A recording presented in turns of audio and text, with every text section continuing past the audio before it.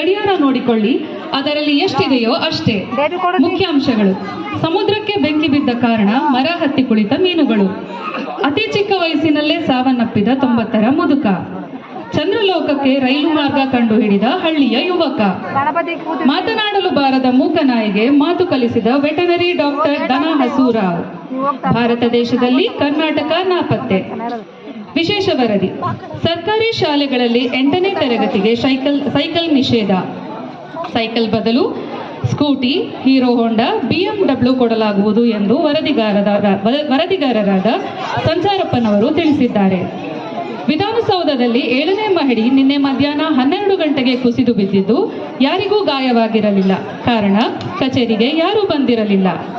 ಅಪರಿಚಿತ ರಾಜ್ಯದ ಸುಡುಗಾಡು ಜಿಲ್ಲೆ ಹೆಸರಿಲ್ಲ ತಾಲೂಕಿನ ನಾಪತ್ತೆ ಗ್ರಾಮದಲ್ಲಿ ಸೊಳ್ಳೆಯು ಆನೆಗೆ ಡಿಕ್ಕಿ ಹೊಡೆದು ಆನೆಯ ಸಾವು.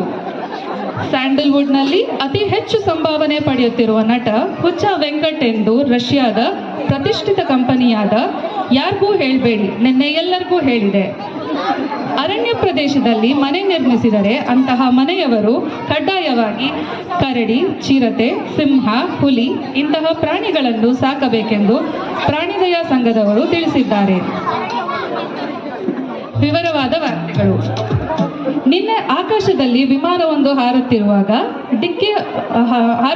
ಹಕ್ಕಿ ಬಂದು ಡಿಕ್ಕಿ ಹೊಡೆದು 320 ಮಂದಿ ಸತ್ತು 220 ಮಂದಿ ಗಾಯಗೊಂಡಿದ್ದಾರೆ.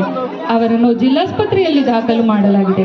ಅವರಿಗೆ ಹಾಲು ಸಿಗದಿದ್ದರೆ ವಿಸ್ಕಿ, ಬ್ರಾಂದಿಯನ್ನು ಕೊಟ್ಟು ಅವರನ್ನು ನೋಡಿಕೊಳ್ಳಬೇಕೆಂದು ಸುದ್ದಿ ತಡರಾತ್ರಿ ಬೆಳಕಿಗೆ ಬಂದಿದೆ. ಭಾರತ ಪಾಕಿಸ್ತಾನದ ನಡುವೆ ಚಹಾದ ಕಪ್ಪಿಗಾಗಿ ಕ್ರಿಕೆಟ್ ಪ್ರಾರಂಭ. ಭಾರತವು ಟಾಸ್ ಗೆದ್ದು ಮೊದಲು ಬ್ಯಾಟ್ ಮಾಡಿದರೂ ಇಂಡಿಯಾದವರು ಜೋರಾಗಿ ಬ್ಯಾಟ್ ಮಾಡಿದ ಕಾರಣ 2 ದಿವಸಗಳ ಕಾಲ ಬಾಲ್ ಕಳೆದಿದೆ. ರನ್ ತೆಗೆಯುವವರು ಹಾಗೆಯೇ ತೆಗೆಯುತ್ತಿದ್ದಾರೆ, ಬಾಲ್ ಹುಡುಕುವವರು ಹಾಗೆಯೇ ಬಾಲ್ ಹುಡುಕುತ್ತಿದ್ದಾರೆ. ರನ್ ತೆಗೆಯುವವರಿಗೆ ಆಸ್ಪತ್ರೆಯಲ್ಲಿ 2 ಸೀಟ್ ರಿಸರ್ವ್ ಮಾಡಲಾಗಿದೆ. ಇದೀಗ ಬಂದ ಸುದ್ದಿ. ನಿನ್ನೆ ರಾತ್ರಿ ಕರಿಹೋಬನಹಳ್ಳಿ ಗ್ರಾಮದಲ್ಲಿ ಸೊಳ್ಳೆಯೊಂದು ಸೂರಪ್ಪ ಎಂಬುವವರ ದೇಹದ ರಕ್ತವನ್ನು ಕುಡಿದು ಮರುಕ್ಷಣವೇ ತನ್ನ 6 ಕಾಲುಗಳನ್ನು ಮೇಲೆ ಮಾಡಿ ಸತ್ತಿದೆ. ಈ ಪ್ರಕರಣವನ್ನು ಸಿಬಿಐ ತನಿಖೆಗೆ ಒಪ್ಪಿಸಲಾಗಿದೆ. ಅಮೆರಿಕಾದಲ್ಲಿ 75 ವರ್ಷಗಳ ಕಾಲ ಸೇವೆ ಸಲ್ಲಿಸಿದ ನೊಣ ನಿಧನವಾಗಿದೆ. ಅದರ ಆತ್ಮಶಾಂತಿಗಾಗಿ ಅಮೆರಿಕದ ಶಾಲಾ ಕಾಲೇಜುಗಳಿಗೆ 32ನೇ ತಾರೀಕಿನವರೆಗೆ ರಜೆ ಘೋಷಿಸಲಾಗಿದೆ. ಸುಳ್ಳು ವಾರ್ತೆಗಳು ಮುಕ್ತಾಯವಾಯಿತು. ಧನ್ಯವಾದಗಳು. ಬಹಳ ಚೆನ್ನಾಗಿ